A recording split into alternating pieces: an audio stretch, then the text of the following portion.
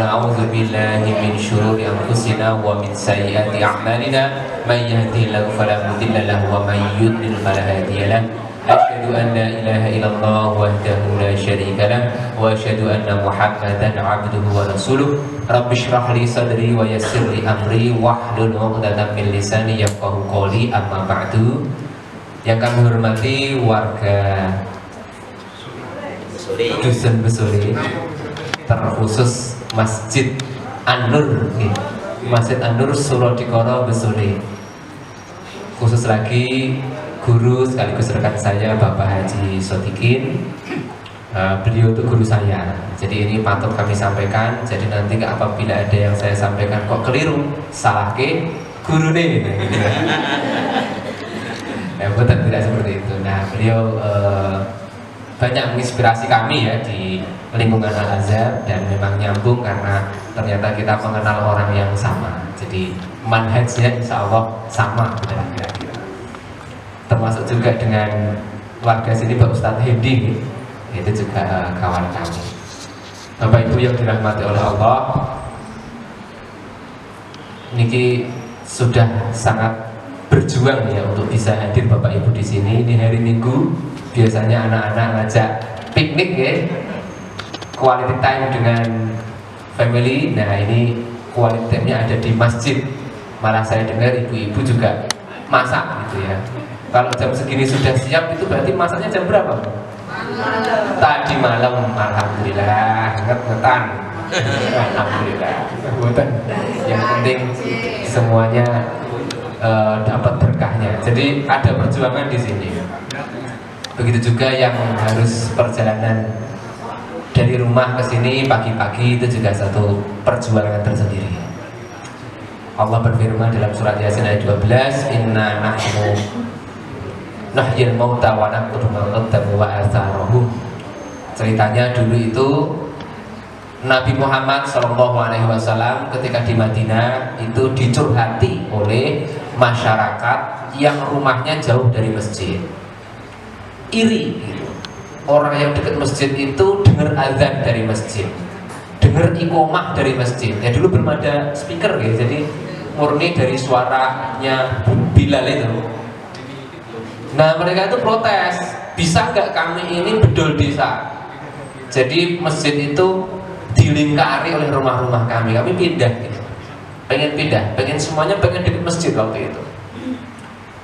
Kemudian turun ayat ini bahwa wanak tubuh maqaddamu wa atharuhum. Allah itu mencatat segala amal baik dan mencatat langkah kaki manusia.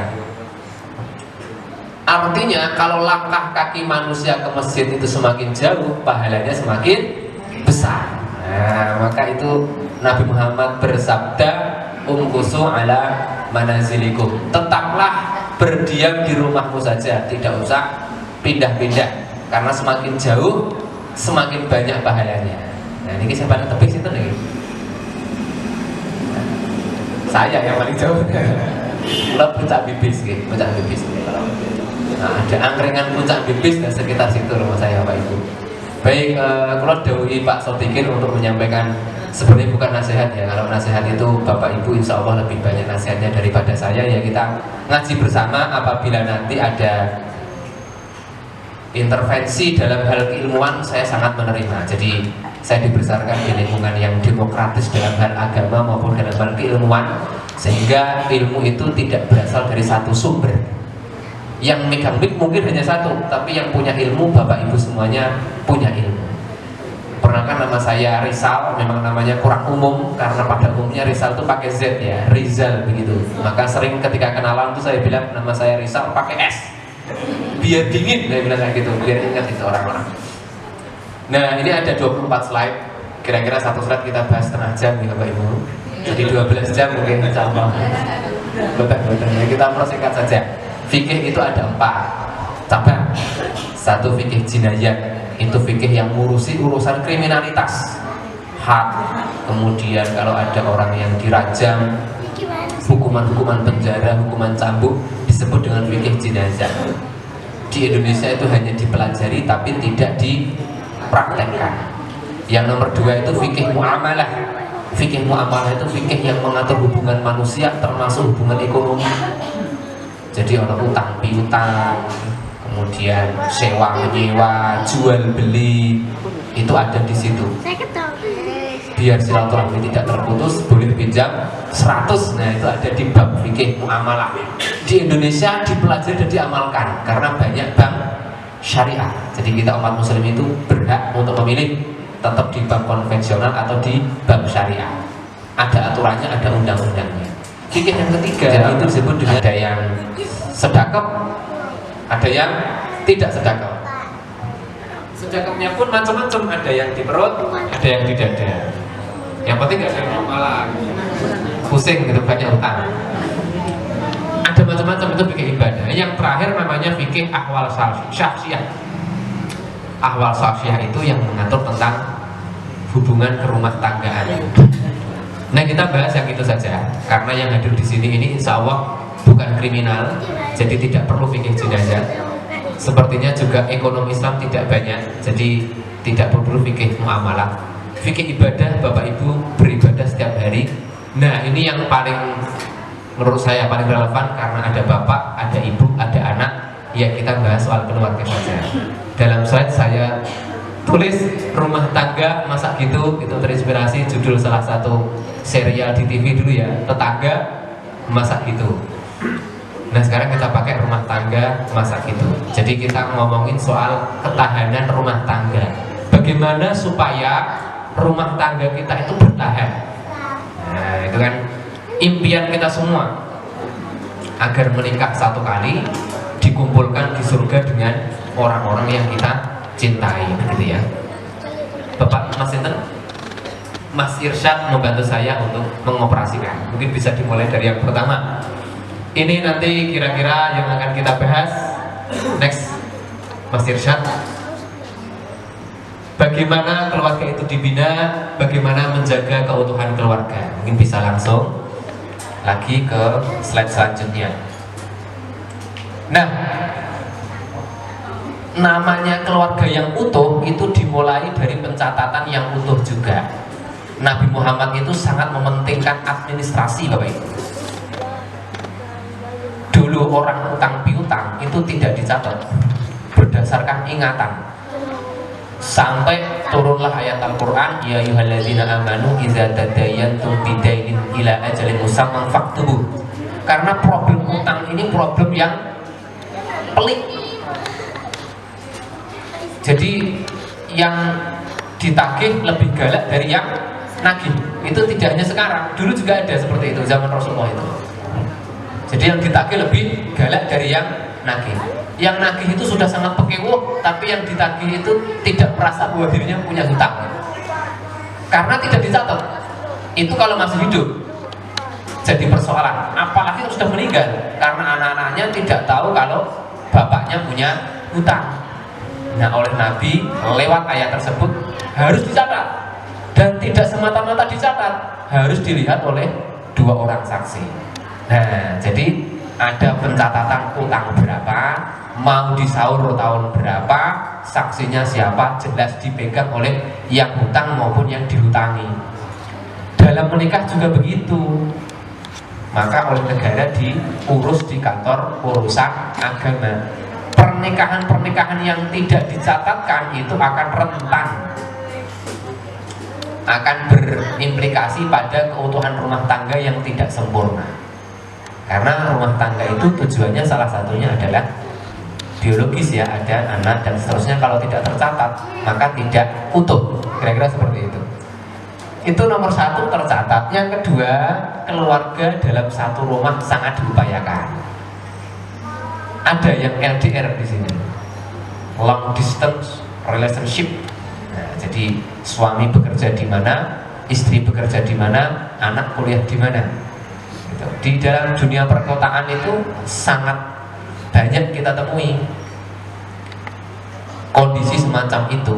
Jadi bapak pulang 1 minggu sekali, PJKA namanya, pulang Jumat, kembali Ahad. Jadi kan bekerja sampai Jumat tuh. Nah, Jumat pulang tuh ke kampung, kembali lagi Ahad sore, Senin masuk kerja lagi. Begitu terus setiap minggu. Anaknya mondok atau kuliah di mana, istrinya ada di mana. Kalaupun kondisinya seperti itu, maka saat bertemu harus diupayakan kumpul keluarga yang berkualitas. Nah, jadi HP-nya taruh dulu tuh. HP-nya taruh dulu, kita bercerita seminggu ini ngapain saja. Anaknya bercerita sekolahnya ngapain saja, ayahnya bercerita pekerjaannya bagaimana, ibunya cerita ngerasani tonggone ya nggak apa-apa. Ya, yang penting bercerita saja, bercerita sambil memaksimalkan 2 hari bertemu itu. Insya Allah kalau itu dilakukan, keutuhan rumah tangganya semakin tinggi indeksnya. Nah, ini kan kita ngomongin indeks, dan ini referensinya banyak. Nah, salah satunya saya ambil dari FI ya, tentang bagaimana membentuk keluarga yang utuh begitu. Nah, yang ketiga, kemitraan gender. Nah, apa maksudnya ini? Bahasanya kok berat. Suami, istri, ayah, dan ibu punya peran masing-masing. Perannya sesuai dengan yang dibagi saat awal-awal menikah. Jadi tidak bisa sama antara satu dan yang lainnya. Memang umumnya di Indonesia, di Jawa itu laki-laki bekerja, ibu kadang bekerja, kadang ibu rumah tangga pada umumnya. Tapi tidak harus seperti itu, pembagiannya tidak harus seperti itu. Bapak-bapak itu ya juga boleh asah-asah, bapak-bapak boleh ngumbahi, boleh menjemur, boleh gendong anak, apalagi masih bayi. Itu kan sangat perlu kemitraan keluarga itu, kemitraan antara ayah dan ibu, ganti popok. Kalau malam hari ya, anak yang baru lahir itu kan sering sekali bangun, sering sekali pipis, dan pipisnya diikuti dengan nangis. Haus ya nangis, semuanya diungkapkan dengan menangis. Kalau itu semua jadi bebannya istri, maka bebannya ibu, maka akan muncul yang namanya baby blues. Nah, jadi satu kondisi psikologis di mana ibu itu dengan anaknya itu benci gitu, tidak dekat karena kondisi-kondisi tadi. Nah, itu kalau disupport oleh ayah-ayah. Ada yang pengantin baru betul di sini, sudah pengantin lama rasa baru lah intinya ya, semuanya pengantin baru. Nah, harus ada kemitraan seperti itu biar dinamis. Sebaliknya, istri juga nggak ada larangan membantu suami mencari nafkah, sama-sama bekerja, sama-sama wanita karier, itu nggak jadi masalah. Kemitraan gender. Nah, kalau semuanya bermitra seperti ini, ada kesepahaman antara suami dan istri, indeks keutuhan keluarganya juga semakin tinggi.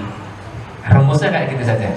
Tapi kalau apa-apa ditandangi dewi satu pihak, lalu satu pihaknya lagi tidak ngomong-ngomong, nah itu indeks ketahanan keluarganya semakin turun. Ini patut kita renungkan bersama nanti ya, sampai rumah nanti berbagi tugas.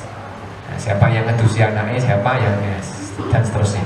Anak-anak juga begitu, sudah mulai diajari, laki-laki dan perempuan atau sama-sama laki-laki, yang ngewangi bersih-bersih halaman siapa, kemudian yang ngosek WC siapa, yang ngelap kaca siapa, yang buang sampah siapa, itu sudah mulai gitu ya adik-adik.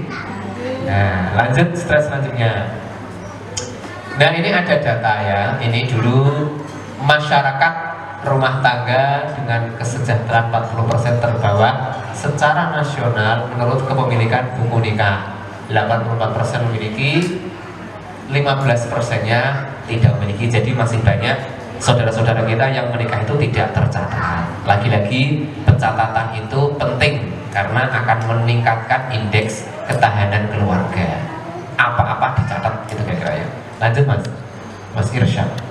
Nah, kemudian karena tadi ada kemitraan gender, ada data juga masyarakat pedesaan dan perkotaan ini, keputusan penggunaan pendapatan suami dalam ranah suami yang mencari nafkah itu kalau di perkotaan hampir sama antara istri bersama-sama suami dengan terutama istri. Jadi pada umumnya menteri keuangannya adalah ibu-ibu. Menteri pekerjaan umumnya bapak-bapak, menteri keuangannya adalah ibu-ibu pada umumnya di tingkat perkotaan. Di pedesaan, nah, istri bersama-sama dengan suami itu lebih banyak gitu. Maka terakhir itu adalah jumlah dari akumulasi dari keduanya. Kita termasuk pedesaan perkotaan ya ini ya. Desa yang di tengah kota gitu ya. Jadi yang paling ujung itu yang kita pakai istri bersama. Nah ini sudah bagus berdasarkan ini, artinya ada dialog. Kapan waktunya kita staycation umpamanya, kapan waktunya beli AC, oh ya, kapan waktunya makan enak tidak masak. Nah, ibu itu kan kadang masak jenuh ya, pengen sekali waktu Sabtu Minggu ya kemana gitu, rakyat yang cuma ngangkring di mana itu kan quality time, istirahat dari masak. Itu diputuskan bersama. Nah ini cocok. Lanjut Mas. Kalau pertama tadi baru ketahanan aspek itu, sekarang ketahanan fisik. Yang dimaksud ketahanan fisik, fisik yang mempengaruhi ketahanan keluarga. Kecukupan pangan dan gizi. Anak-anak itu 1000 hari pertama dia lahir, disitulah momen tidak boleh kekurangan gizi. Lewat dari itu, intervensi gizinya tidak akan berpengaruh banyak terhadap postur si anak. Jadi mungkin saya ini dulu terindikasi 1000 hari pertama itu kondisinya, maka tidak bisa gede-gede, paling maksimal 52 kg ya, paling maksimal. Nah itu ketahanan pangan dan gizi di 1000 hari pertama. Tentu seterusnya juga diatur gizi yang seimbang. Kalau dulu 4 sehat 5 sempurna, sekarang sudah nggak ada istilah itu ya, diganti dengan gizi berimbang, karena masing-masing orang kebutuhannya tidak sama, tergantung berat badan, tergantung usia dan seterusnya. Jadi tidak melulu harus ada susu. Itulah intinya gizi yang sempurna. Ketahanan fisik, ketersediaan lokasi tidur. Nah kalau tinggal di perkotaan pada petak-petak yang sempit, anaknya banyak, itu seringkali tidak ada lokasi tidur. Kamarnya hanya 1, anaknya 3, yang lain di ruang tamu. Kalau ada tamu, nah di mana? Sehingga tidak ada momen-momen yang private. Orang tua butuh privasi, anak-anak juga satu kali waktu juga butuh privasi kan, untuk belajar dan seterusnya. Nah kalau tidak bisa menyediakan lokasi tidur ini, indeks ketahanannya juga menurun, karena kualitas hubungan rumah tangganya juga akan menurun. Ini yang bicara data ya, bukan saya. Tentu masing-masing punya cara bagaimana bisa menyediakan lokasi untuk itu. Kemudian kesehatan keluarga, lagi-lagi fisik ya. Kita masih ngomong ketahanan fisik, maka kesehatan keluarga juga perlu dijaga bersama-sama. Sehingga kalau ada yang pilek, batuk, ayah dan ibu anak-anak kan rentan tertular, ya jangan ngambungi anaknya dulu. Pisah dulu tidurnya gitu ya. Nah, ibu misalnya sakit ya pisah dulu dari anak dan suaminya gitu, atau pakai masker dan seterusnya. Itu cara menjaga ketahanan kesehatan dari aspek fisik. Semakin ketahanan fisik ini tinggi, maka indeks ketahanan keluarga juga semakin tinggi. Semakin dia rendah, sakit-sakitan, sebulan 3 kali masuk rumah sakit dan seterusnya, ketahanan keluarganya juga semakin menurun gitu kira-kira. Tentu sehat dan sakit itu dari Allah Subhanahu wa Ta'ala, tapi kita punya tugas sebagai manusia untuk menjaganya. Kira-kira begitu, pola makan dan seterusnya.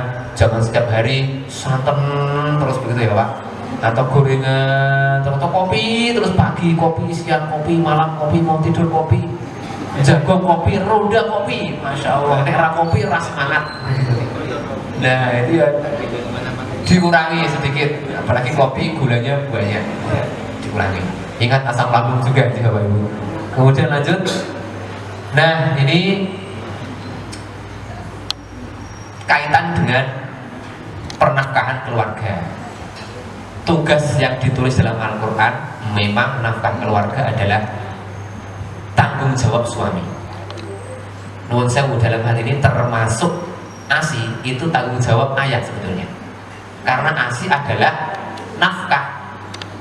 Meskipun toolsnya atau alatnya yang punya adalah ibu, tetapi kewajiban memberi ASI adalah ayah.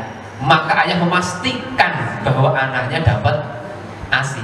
Kalau tidak keluar ASI-nya, maka dicari penggantinya. Bagaimanapun caranya, itu tanggung jawab si ayah. Mencarikan ibu sepersusuan atau susu formula dan seterusnya, itu tanggung jawabnya karena ASI bagian dari nafkah meskipun toolsnya yang punya adalah ibu, sehingga seyukyanya ayah itu membayar air susu ibu. Setiap tetes yang keluar dari air susu ibu itu dibayar oleh suami dalam konteks menafkahi. Tapi kan kita lagi-lagi kemitraan gender tadi. Nah, maka kita perlu ada diskusi dan dialog di sana. Jadi jangan hanya diterima begitu saja. Woi, yang nyusulnya aku kan wis golek kerja, golek duit. Nah, tidak seperti itu. Ini sudah ada kemitraan gender yang sudah diatur oleh Al-Qur'an. Wa 'alal mauludi lahu rizquhunna wa kiswatuhunna bil ma'ruf. Anak itu dapat rezekinya dan dapat pakaian yang layak bagi dirinya. Gitu kira-kira. Lanjut, Bapak. Nah, ketahanan ekonomi sekarang. Nah, ini hal yang sensitif.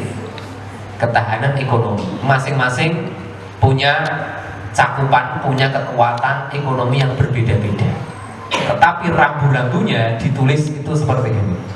Ketersediaan tempat tinggal tadi mengacu kepada ketersediaan lokasi fisik. Tempat tinggal tidak harus yang dimiliki sendiri. Bareng dengan pondok mertua indah itu juga berarti ketersediaan tempat tinggal. Mengontrak itu juga tersediaan tempat tinggal. Ada tempat tinggal, ketahanan keluarganya semakin tinggi. Kira-kira begitu saja rumusnya. Yang selanjutnya pendapatan keluarga ada. Kemudian pembiayaan pendidikan anak. Nah, pendidikan anak dari waktu ke waktu mulai dipikirkan, jangan dinomor duakan. Wahai santai, kita beli-beli ini benar. Mulai dipikirkan anakku sekarang usia berapa, dia akan masuk SD usia berapa, masuk SMP usia berapa, masuk SMA usia berapa, mau kuliah di mana. Kalau kuliah di sini biayanya berapa itu sudah dihitung. Perencanaan keluarga. Jadi sudah disesuaikan itu dari pengeluaran kita setiap bulan itu, tidak seluruhnya lari ke warung, ke Indomaret, ke Alfamart dan seterusnya, tapi ada yang disisihkan untuk aspek pendidikan. Anaknya berapa? Dihitung juga. Masing-masing anak nanti kosnya, ongkos untuk ininya berapa? Itu sudah mulai dipikirkan.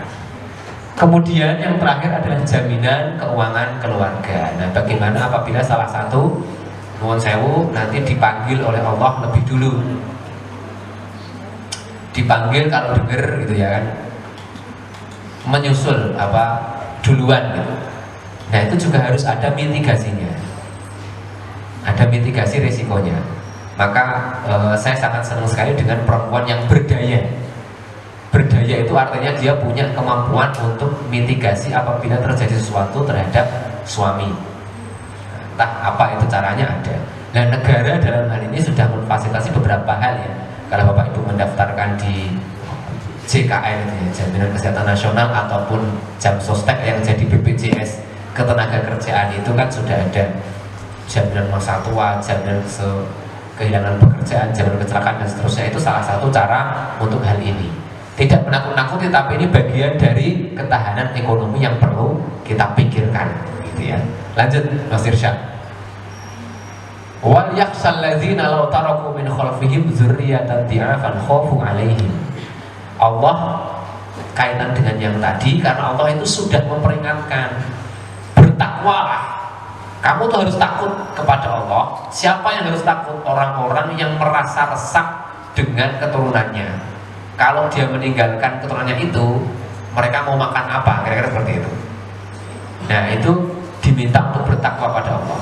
Jadi memang penting kita menyiapkan anak-anak, kendati pun tidak menyiapkan warisan dalam bentuk harta, dalam bentuk tanah yang berember-ember itu atau bermeter-meter itu, tetapi menyiapkan anak siap, ready for the world, siap untuk menghadapi dunia dengan kecakapannya masing-masing. Di antaranya apa? Yang menyekolahkan, disekolahkan yang benar, diberi skill yang betul. Anak laki-laki juga diberikan pemahaman bahwa kowe iki ra apa-apa nek ngewangi ibu belanja di pasar, ngewangi ibu asal sambung. Skill-skill seperti itu diberikan kepada anak, sehingga saat kita meninggalkan mereka nanti, satu saat anak-anak sudah siap, skillnya siap, menghadapi dunia juga sudah siap, soft skill siap, hard skill juga siap. Diprediksi dalam 25 tahun ke depan pekerjaan-pekerjaan apa yang paling booming begitu. Dan anak-anak sekarang itu sudah cita-citanya macam-macam Bapak Ibu. Kemarin saya riset di sekolahan itu karena ingin ada kegiatan karir di hari di mana kita mendatangkan orang-orang dengan profesi tertentu itu, yang mereka impikan ke depan itu sudah makeup artis, konten kreator, gitu-gitu. YouTuber itu konten kreator sama atlet. Nah itu kita fasilitasi, kita upayakan biar yang diciptakan anak itu kontennya bagus. Jangan sebenarnya konten anak, konten yang paling banyak dilihat di YouTube itu konten anak. Konten anak mukbang, jadi makan banyak kayak gitu bareng-bareng ada suaranya ASMR gitu. Itu dilihat oleh jutaan anak-anak yang lain ternyata, dan iklannya banyak, mendatangkan keuntungan bagi uploadernya. Nah itu salah satu kecakapan masa depan. Tapi tentu kita arahkan, kita kasih batasan-batasan, boundariesnya bagaimana, apa yang bisa kamu lakukan, apa yang tidak bisa kamu lakukan lewat medsos dan lewat HP itu. Kira-kira gitu, karena teman-teman kita juga banyak anak-anak yang HP-nya tidak diawasi oleh orang tua. Jadi sudah mulai berkenalan dengan hal-hal yang belum harusnya mereka temui gitu ya. Nah itu juga kita konseling, nah, kita awasi bersama. Memang itu keterampilannya anak-anak, tapi kita juga jangan gaptek-gaptek amat. Jadi kita lihat browser historinya seperti apa ya, history dari browser seperti apa yang dia buka, apa yang dia tonton, apa yang dia komentari, komentarnya pakai bahasa seperti apa, dia WhatsAppan dengan siapa. Nah gitu kita cek. Jadi jangan cuma HP suami aja yang dicek ya ibu, tapi juga HP anaknya juga dicek gitu kira-kira. Kalau ngecek HP suami kan urusannya lain gitu ya. Lanjut Mas.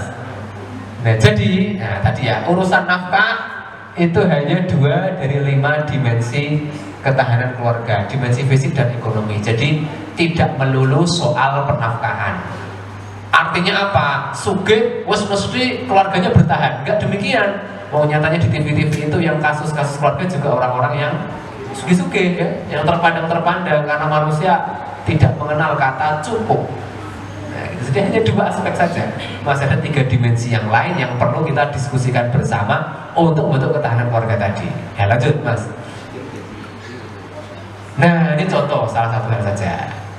Nabi Muhammad dulu pernah dicurhati oleh seorang perempuan. Suami saya itu pelit banget, padahal saya tahu dia habis dari bekerja. Bolehkah saya mengambil tanpa izin sedikit uangnya itu untuk kebutuhan saya dan anak saya? Mohon maaf, ini hadisnya agak menguntungkan ibu-ibu ya untuk sementara. Nanti kita hadirkan hadis yang menguntungkan bapak-bapak. Khudzi min malihi bil ma'ruf ma yakfiki wa yakfi baniki. Diperbolehkan mengambil secukupnya untuk kebutuhanmu dan kebutuhan anakmu. Nah, kadang-kadang kan bapak-bapak itu tidak tahu prioritas ya, anaknya butuh susu, bapaknya butuh Samsung. Itu yang ibu-ibunya terus nyulik sedikit demi sedikit ya. Jadi ibu-ibu tuh sekarang pintar cari duit, di mana-mana ketemu gitu ya Pak. Pintar cari duit di mana-mana ketemu. Nah ini diperbolehkan oleh Rasul waktu itu dalam konteks kayak gini, orang terus maling di bawah belandang, nggak seperti itu. Ini konteksnya adalah mayak fiki, secukupnya buatmu, wayak fi baniki, dan secukupnya untuk anak-anakmu. Nah, kira-kira seperti itu. Rambu-rambu dari Nabi. Tapi di sini insya Allah masyarakat dusun besore tidak ada yang seperti itu. Insya Allah suaminya itu begitu dikode begitu aja udah langsung nyok. Gitu, insya Allah ya seperti itu. Lomo-lomo lah insya Allah. Tanpa diminta itu sudah peka. Kira-kira. Lanjut. Nah bagaimana dengan pertanyaan-pertanyaan seperti ini? Masih kaitan dengan nafkah. Nah, kita bahas nanti ya. Nafkah suami yang tidak cukup itu nanti bagaimana? Nafkah yang berasal dari istri bagaimana pengelolaannya? Kemudian nafkah pasca perceraian. Ya naudzubillah, yang paling sana ya naudzubillah. Lagi next lagi dikaitannya dengan nanti jawabannya. Nah sekarang ketahanan psikologis. Karena tadi nafkah itu tidak menjadi satu-satunya kunci kebahagiaan dan ketahanan keluarga, Maka perlu aspek yang lain, yaitu keharmonisan, diukur melalui 2 indikator. Ini dari Perhimpunan Ulama Perempuan Tanah Air. Nah, itu yang salah satu yang cukup booming sekarang ini, yaitu sikap anti kekerasan terhadap perempuan satu, dan sikap anti kekerasan kepada anak. Mudah-mudahan nggak ada yang di sini yang ringan tangan. Jadi ada yang anaknya berbuat salah langsung tangannya bermain, langsung pukul dan seterusnya. Di dunia SD, TK, SMP, SMA itu sudah jauh dari hukuman-hukuman fisik dan kekerasan seperti itu. Jangan sampai sekolahnya sudah menjauhi hukuman fisik, di rumah masih pakai jewer, masih pakai teot, masih pakai pukul. Meskipun dulu waktu kita kecil mungkin saja ayah kita menggunakan cara seperti itu. Dampaknya apa? Nanti anak akan peka. Gini maksudnya. Jadi kalau terbiasa dengan hukuman level 5, maka konsekuensinya adalah hukuman level 1 anak sudah tidak mempan. Jadi kalau tidak dipukul dia tidak manut. Tapi kalau terbiasa dengan konsekuensi level 1, hukumannya level 1 untuk kesalahan level 1, maka diomongi dengan level 1 juga masih mempan. Intinya cukup menolongi gini aja, sudah manut momennya anaknya. Maka dengan cara seperti itu ya cukup. Tapi kalau harus dengan pukul terus, maka mau dinasehatin, mau diapa, tidak cukup. Nunggu ayahnya mukul, nah, kan nggak baik itu. Dia akan tumbuh dalam situasi kekerasan. Nah, dia mungkin di satu saat akan memberontak. Ke anak begitu, ke istri juga begitu. Wa ashiruhunna bil ma'ruf. Kita diminta untuk bergaul dengan istri kita dengan cara-cara yang ma'ruf. Maka sudah ada yang mulai memberikan penafsiran ulang saat perintah